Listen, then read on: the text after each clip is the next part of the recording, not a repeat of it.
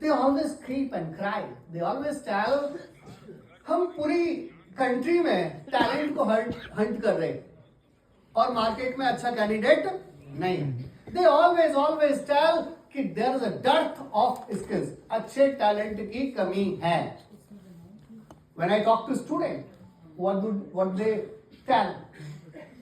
Market में job नहीं है.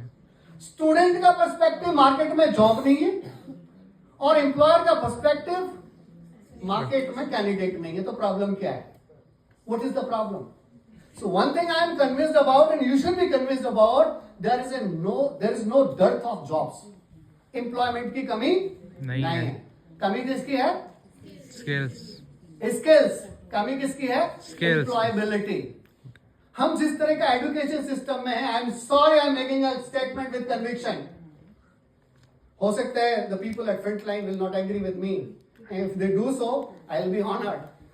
मेरी लाइफ में यहां तक पहुंचने में मात्र 20 से 25% योगदान है जो मैंने अपनी पोस्ट ग्रेजुएशन तक पढ़ा. 25%. 75% योगदान है जो मुझे कभी पढ़ाया ही नहीं गया, जो मैंने सिर्फ सीख लिया. मुझे आज तक नहीं समझ में आया कि a प्लस बी का whole square is equal to a square plus B square plus 2ab कब काम आएगा. कब काम आएगा मुझे नहीं आज तक समझ में आता. होगा कुछ लोगों के आता होगा, ऐसा नहीं है, कुछ लोगों के लिए आता होगा, लेकिन मेरे तो नहीं आया. So life is not all about what you learned from the books. Life is all about what you learned from your life experience. मैंने क्या सीखा जब मैं गांव में रहता था, तो गांव में हम लोगों की लाइफ कैसे होती थी? घर से झूठ बोलकर क्रिकेट खेलने जा रहे, और ये सबका हाल होता था.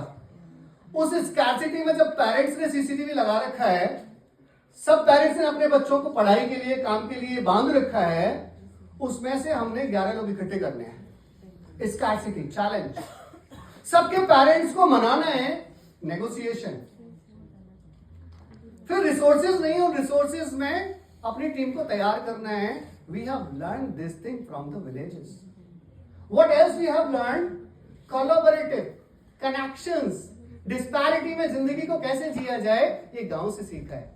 एंड वो learning, I tell you full of my conviction, gives me more than that of I learned from those tables or the grammar and that blah blah and XYZ.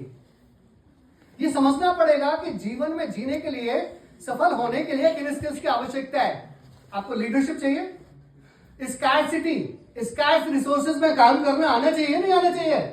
You will lead, you will succeed only if you understand scarcity में कैसे काम करना है. If you understand diverse लोगों के साथ कैसे काम करना है. Only if you understand situation tough है, उस टफ सिचुएशंस में से हमको रिजल्ट को कैसे निकालना है. ये चीज है जो आपको सफल बनाती है. ये कभी पढ़ाई तो जाती नहीं है. So employability is a different thing, skills are a different thing. और एक बार एग्जांपल दूं, वो एग्जांपल मैं आने वाली स्लाइड्स में यूज करूंगा. Listen my question carefully. Bharat का अभी तक के सबसे intelligent and knowledgeable prime minister कौन है? कौन रहे हैं? Doctor Manmohan Singh. Very good. Can you say it louder? Doctor Manmohan Singh. So Dr. Manmohan Singh is supposed to be the most intelligent, knowledgeable prime minister India ever had. All right? Let me change the question. Who is the most successful prime minister India has ever had? Narendra Modi. Okay. Agreed. Well taken. ठीक है. So जो लोग BJP को support करते हैं वो कहेंगे Narendra Modi. And with love and respect to all those people, those who don't love Narendra Modi, वो इंदिरा गांधी कह सकते हैं. She is equally successful. कुछ लोग अटल बिहारी वाजपेयी कह सकते हैं, लेकिन none of you will say doctor Manmohan Singh. jokes I will not use. आपको मनमोहन सिंह तो नहीं बोला ना. जब मैं सक्सेसफुल प्राइम मिनिस्टर की बात कर रहा हूं, none of you said Manmohan Singh. Either you said Modi or you said Atal Bihari Vajpayee, but you didn't say Manmohan Singh. इसका मतलब intelligence, knowledge and success are not exactly same. अगर सिर्फ knowledge और intelligence से ही सफलता मिलती तो Manmohan Singh would have been the greatest prime minister of India. Yes और नो? Yes, sir. इसका मतलब सफल बनने के लिए there is something more than knowledge, more than intelligence, and that is what is skills. इसीलिए मैं बोलता हूं the problem is not employment, problem is employability. So right is the time when we should start thinking about employability skills. लोगों से बात करिए, उनकी जीवन में सफल बनने के लिए कौन कौन सी चीजें जो उनको मैटर कर रही हैं. They matter most. Education is important, it's a passport. Passport नहीं होगा तो जा ही नहीं पाओगे ना. So I don't deny the importance of education. ये इंपॉर्टेंट है, ये नहीं होगा तो आप पहली सीढ़ी नहीं रख पाएंगे. लेकिन उसके बाद इस रेस में आपको कौन क्या आगे लेकर के जाता है, that you will have to understand. Next slide please. It is a report of 2020 की ये रिपोर्ट है. 2020 में ये प्रिडिक्ट किया गया था और ये वर्ल्ड एजुकेशन फोरम का ये प्रिडिक्शन था कि 2025 तक 50% लोगों को अपने आप को रीस्किल करने की जरूरत पड़ेगी. और आज 2025 है, मैं कन्विक्शन के साथ कह रहा हूं, more than 50% of people need to reskill themselves. Whether student, you need to reskill yourself. We teacher need to reskill ourselves. Doctors need to reskill themselves.